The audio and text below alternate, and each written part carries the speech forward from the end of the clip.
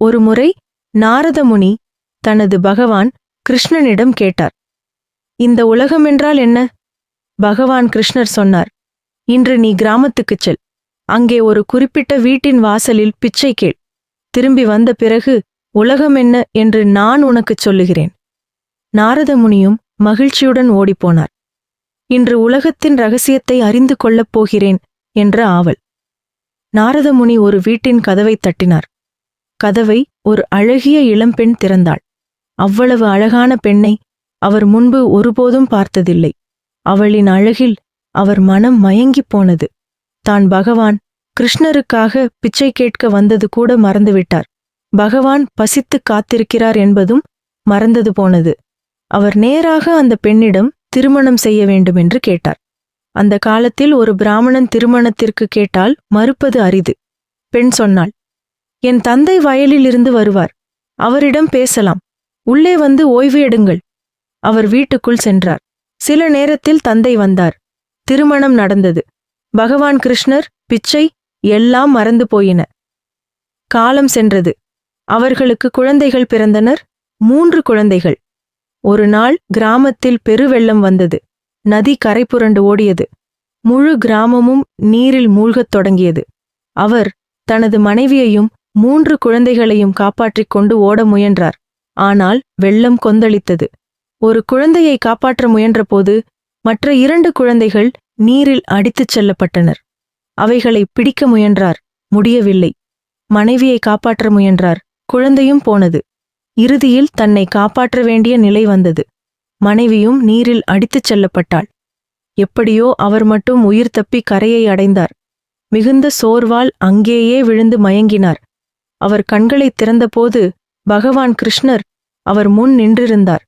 பகவான் கிருஷ்ணர் கேட்டார், பார்த்தாயா உலகம் என்ன என்பதை? அப்போதுதான் அவருக்கு நினைவு வந்தது. நான் பிச்சை கேட்கப் போனதே. பல ஆண்டுகள் கடந்துவிட்டதாக அவர் நினைத்தார். பகவான் கிருஷ்ணர் சிரித்தார். எதுவும் நடக்கவில்லை, உனக்கு ஒரு சிறிய தூக்கம் வந்தது மட்டுமே. கண்களை திறந்து பார். அவர் இன்னும் பகவான் கிருஷ்ணர் முன்பே அமர்ந்திருந்தார். எங்கும் போகவில்லை. அந்த அழகிய பெண் கனவு, குழந்தைகள் கனவு, வெள்ளம் கனவு, கடந்த ஆண்டுகள் அனைத்தும் கனவு. அவர் மதிய நேரத்தில் சிறிது நேரம் தூங்கிவிட்டார். சம்சாரம் ஒரு கனவு. இந்த கதையை பகவான் கிருஷ்ணர் சாதாரண கதையாக சொல்லவில்லை. இது மனித வாழ்க்கையின் முழு உளவியல் மற்றும் ஆன்மீக ரகசியத்தை காட்டும் உவமை. அதை மெதுவாக புரிந்து கொள்ள முயல்வோம். சம்சாரம், உலக வாழ்க்கை என்றால் என்ன?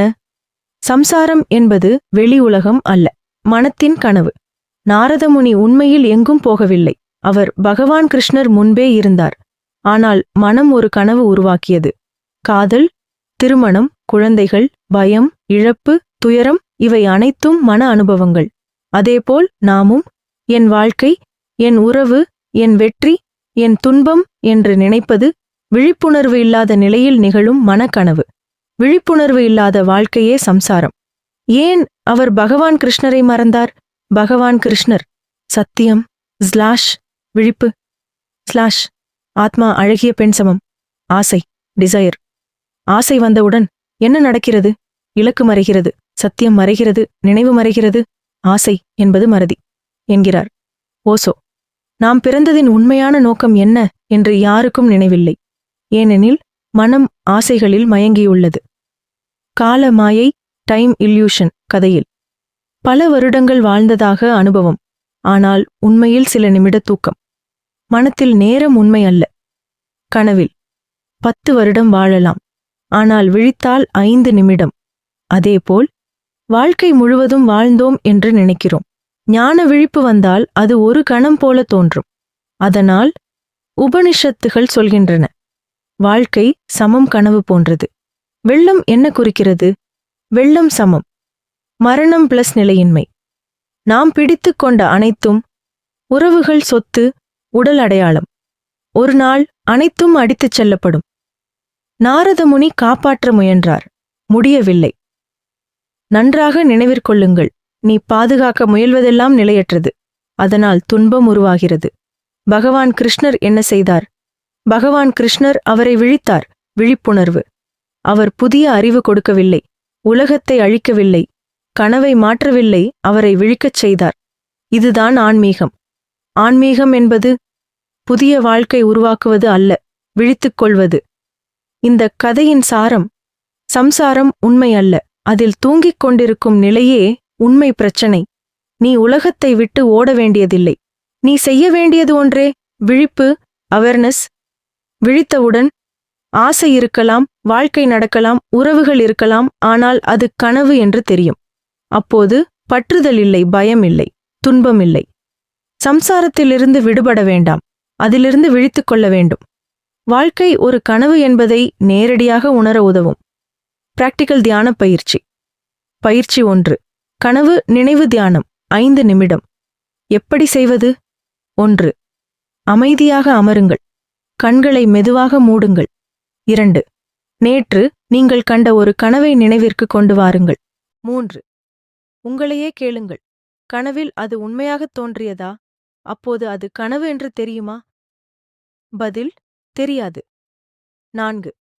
இப்போது மெதுவாக கேளுங்கள். இப்போதும் நான் இன்னொரு கனவிலா?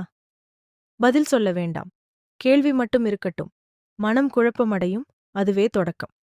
பயிற்சி 2. சாட்சி பார்வை, விட்னஸிங். நாளில் 5 முதல் 10 முறை செய்யுங்கள். எந்த நேரத்திலும் திடீரென்று நின்று உள்ளே சொல்லுங்கள், இது ஒரு கனவு காட்சி. பிறகு கவனியுங்கள். உடல் நடக்கிறது, மக்கள் பேசுகிறார்கள், எண்ணங்கள் வருகிறது, நீங்கள் மட்டும் பார்க்கிறீர்கள். நோக்கம்: நிகழ்விலிருந்து பார்ப்பவராக மாறுதல். பயிற்சி 3. சினிமா திரை பயிற்சி. இது மிகவும் சக்தி வாய்ந்தது. 1. சுற்றி பாருங்கள். 2. மனதில் இப்படி நினையுங்கள், நான் திரையரங்கில் இருக்கிறேன். மக்கள் அனைவருமே கதாபாத்திரங்கள். நிகழ்வு, படம், வாழ்க்கை, திரைப்படம். பின்னர் கேளுங்கள், திரையெது? அது உங்கள் விழிப்புணர்வு. எல்லாம் மாறுகிறது, ஆனால் பார்க்கும் உணர்வு மாறவில்லை. அதுதான் நீ. பயிற்சி 4. தூங்குவதற்கு முன் முக்கியம். படுக்கைக்கு செல்லும் முன் 3 நிமிடம் மெதுவாக சொல்லுங்கள், இன்று நடந்த அனைத்தும் ஒரு கனவு போல கடந்துவிட்டது. பிறகு கவனியுங்கள். காலை கவலை, சண்டை, சந்தோஷம், இப்போது எதுவும் இல்லை. அப்போது புரியும், நாள் சமம். சிறிய வாழ்க்கை, வாழ்க்கை சமம். பெரிய நாள். பயிற்சி 5. நான் யார்? இடைநிறுத்தம். நாளில் சில நேரம் நிறுத்தி கேளுங்கள், இந்த எண்ணத்தை யார் பார்க்கிறார்? இந்த உணர்ச்சியை யார் கவனிக்கிறார்? பதில் தேட வேண்டாம். அந்த கேள்வி மனத்தை அமைதியாக்கும். அந்த அமைதியில் கனவு உடைய ஆரம்பிக்கும். நீ வாழ்க்கை கனவு என்று நம்ப வேண்டாம். நம்பிக்கை வேண்டாம், தத்துவம் வேண்டாம், கவனிப்பு மட்டும். கவனிப்பு ஆழமானால் ஒரு நாள் திடீரென்று உணர்வு வரும், எல்லாம் நடக்கிறது, ஆனால் நான் அதல்ல. அந்த கணமே விழிப்பு.